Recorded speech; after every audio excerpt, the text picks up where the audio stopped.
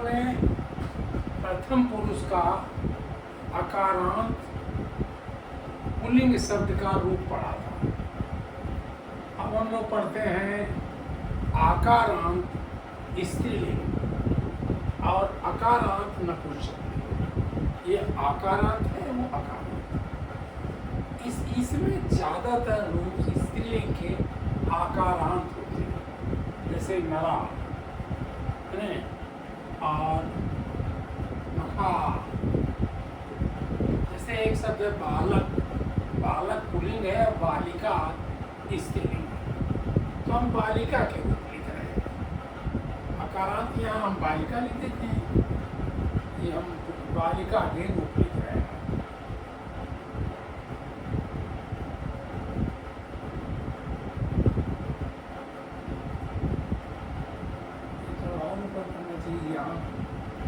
बालिका, ये बालिका माने लड़की, लड़की के हम रूप लिख रहे हैं बालिका। और ये लिख रहे हैं अकारांत में फल, फल का रूप लिख रहे हैं, फल का रूप लिख रहे हैं। तो फल जो है अकारांत है, और अब दोनों के रूप हम एक साथ मिला के देख रहे हैं।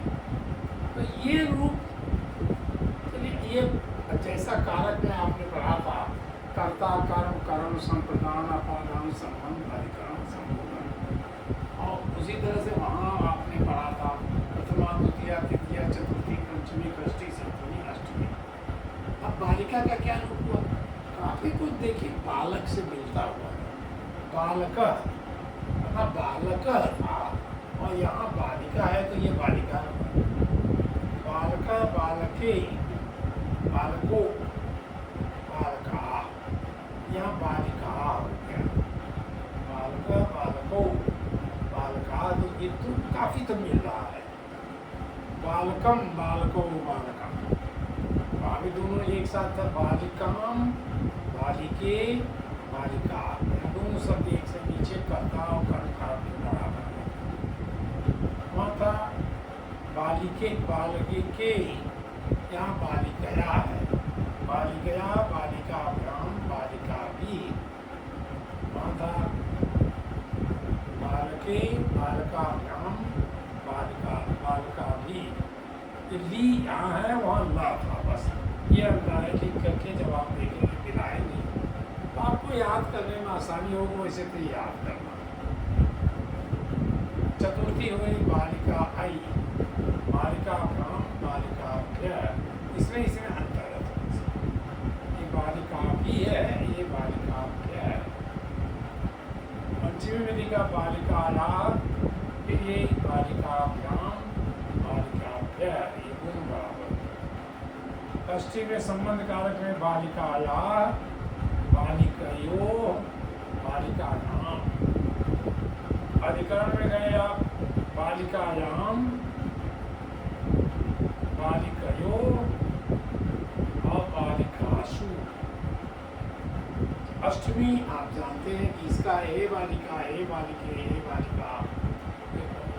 अब जब आप अकारांत में आए तो ये तो काफी कुछ मिलता है पुरुष से, पुरुष वचन से, पुरुष लिंग से, पुल्लिंग से ये ज्यादा मिल रहा है। और ये अकारांत, दोनों अकारांत है।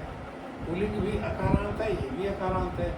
तो अकारांत और अकारांत इन शब्दों को देखिएगा तो फल अकारांत का अकारांत से मिलेगा जो उत्तर है, और अकारांत का अकारांत से मिलेगा। देखिए एक वचन में फलम, और बालिका था, यहाँ फलम हुआ। इसी तरह के थोड़े से अंतर है।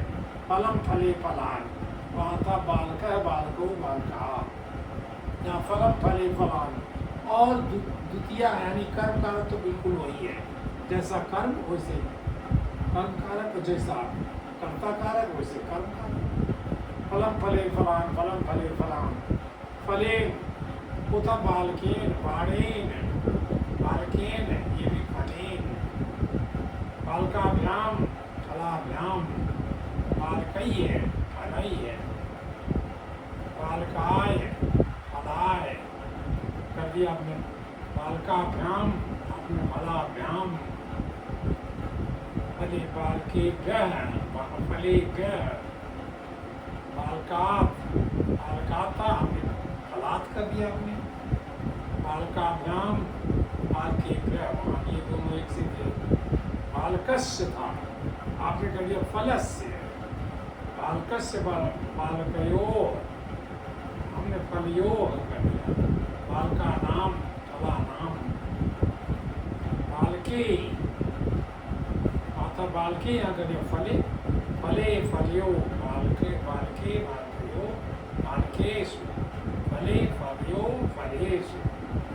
और ये लाइन तो है, यहाँ जरूर है हे फलम न करके हे फल कर दिया, हे फल हे फले हे फलाने, ये आपका ये रूप हुआ दोनों के, अकारांत स्त्रीलिंग और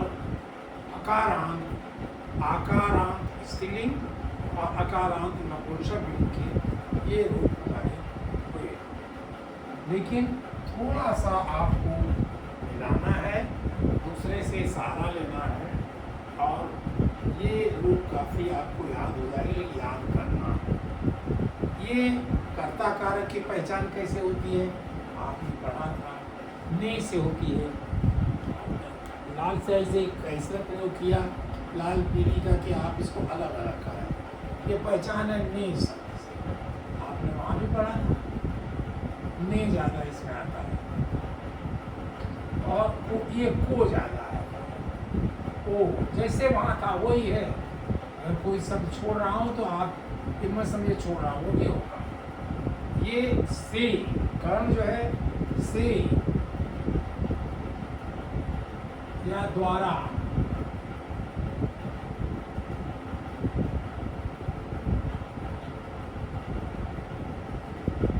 और ये है के लिए,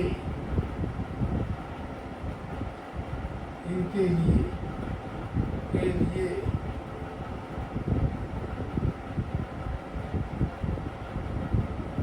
और ये प्रदान हो गया, अपादान में अलग होगा, अलग होगा है, जब समझ जाए कि अलग हो रहा है, अलग होना है, होकर है, या बाहर जाकर है, बाहर जाकर।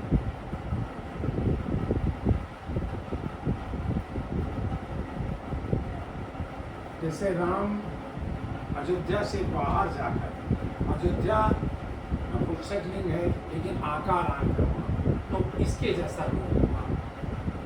और ये संबंध का नाम तो संबंध होता है, इससे रिलेशंस होते हैं। रिलेशन चलिए देखते हैं, शायद रिलेशन आप अच्छा जानते हो, समझने के लिए हम कुछ शब्द का प्रयोग करें।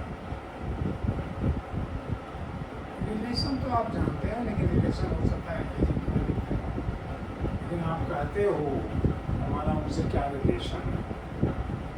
अधिकरण में पे पर मैंने लिखा होगा, मैंने वहाँ जहाँ गए, जहाँ आप जा रहे हैं, या आप समुद्र पर जा रहे हैं, नहीं पर भी पर ऐसे। और ये सबूत आप जानते हैं, उसको कोई परेशानी बुलाना है, एक तरह से बुलाना का सब, बुलाना और पढ़ना है,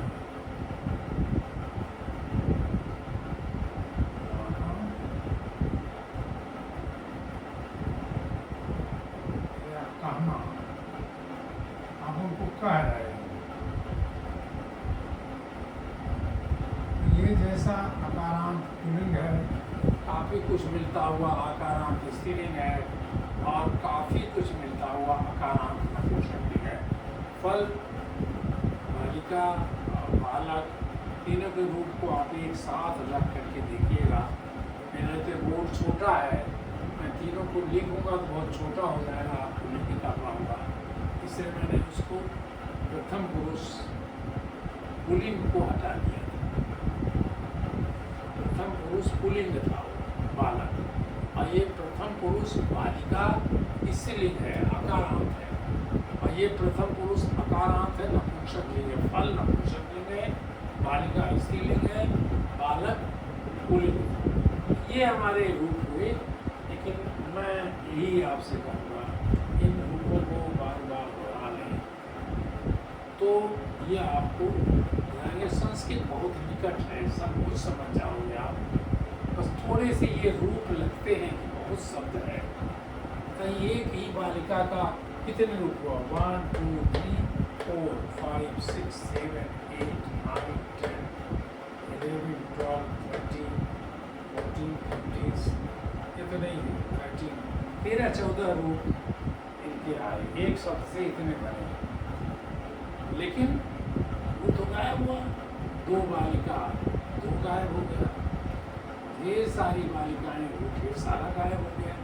तो कम भी हुआ है और शब्द अधिक हुए हैं, क्योंकि शब्दों में हम सारी चीज़ें हैं, वचन भी इसी में है, लिंग पुल्लिंग भी इसी में है, और आप वचन लिंग पुल्लिंग सब कुछ इसमें है, और उद्देश्य उसमें है, कारक भी एक में फंसा हुआ है। आप कहेंगे बालिकया, बालिकया बालिका के द्वारा,